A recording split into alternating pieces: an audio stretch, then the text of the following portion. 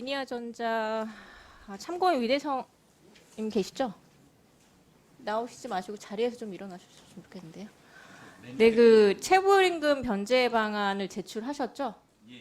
네, 그 체불임금 제출한 변제 방안 제출한 PPT 좀 띄워주시겠습니까? 그 내용 중에 보시면 네, 박영우 회장의 소유재산 사재 출연을 통한 변제도 변제 방안에 넣으셨습니다. 예. 네.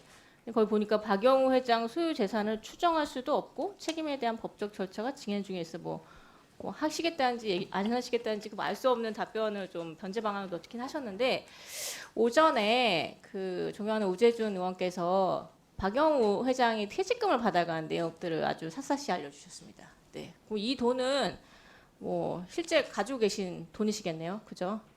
네, 받으셨으니까. 네. 그래서 차녀 박은진께 여쭈겠습니다. 오전 내내 모르겠다라고만 답을 주셨는데 아버님 면회 가시죠?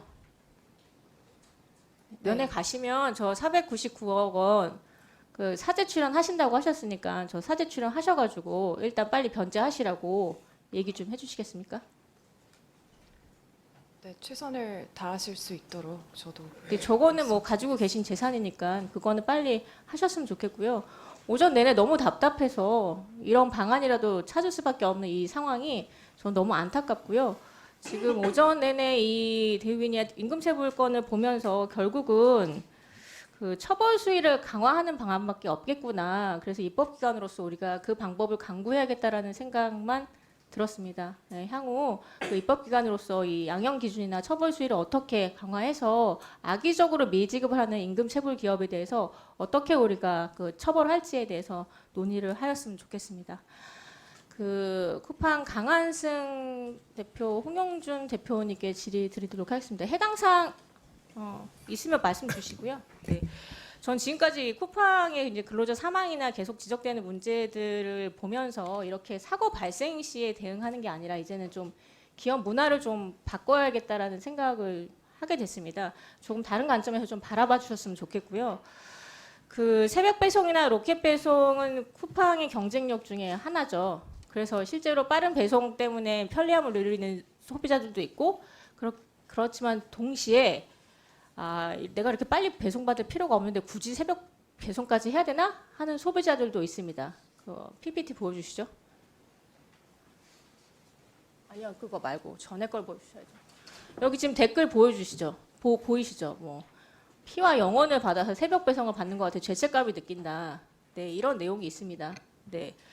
그 기업이 이제는 ESG 경영을 해야 되는데 소비자들의 목소리에도 이제 귀를 기울여셔야 합니다. 새벽 배송, 로켓 배송이 소비자들한테 그닥 좋은 걸로만 다가오지 않는 그런 시대라는 걸 좀 아셨으면 좋겠고요.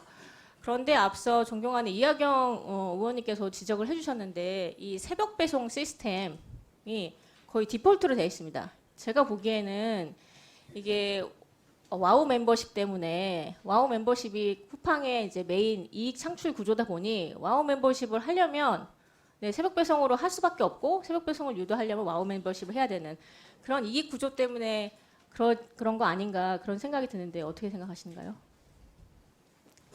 네, 뭐 저희가 이런 거기 앱의 구성은 여러 가지 소비자들의 선택권이라든가 이런 걸 종합적으로 고려해서 저희가 하는 것으로 그렇게 말씀드리겠습니다.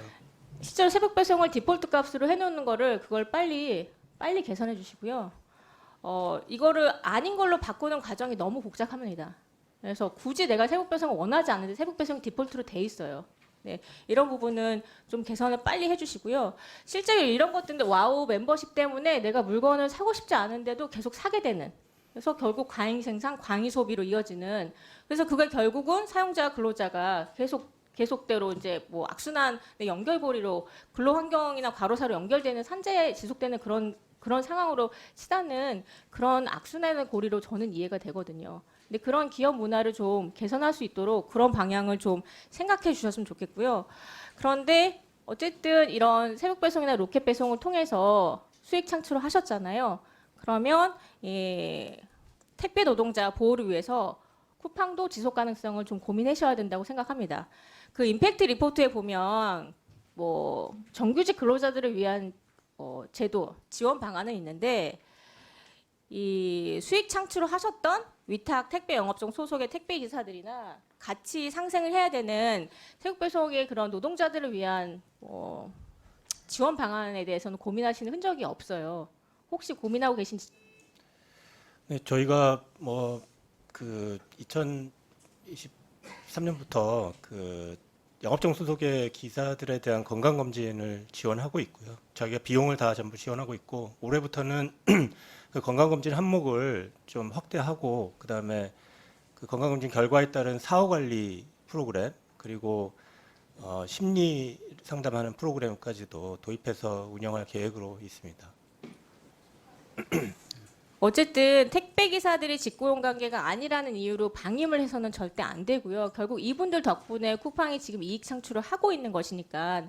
그런데 쿠팡의 수익 구조로 보면 결국 과로로 내몰릴 수밖에 없는 수익 구조 그런 부분들이 있습니다. 이 두 부분들이 해소될 수 있도록 기업 문화 좀 개선을 좀 해주시고요. 절대 소극적이지 않고 방어적으로 대응하는 게 아니라 쿠팡이 지속 가능할 수 있도록 그런 식으로 다시 고민을 해주셨으면 좋겠습니다. 네, 부탁드립니다. 의원님 말씀 주시겠습니다. 네, 김소희 의원님 수고하셨습니다. 다음 김태선 의원님 신문해 주시죠.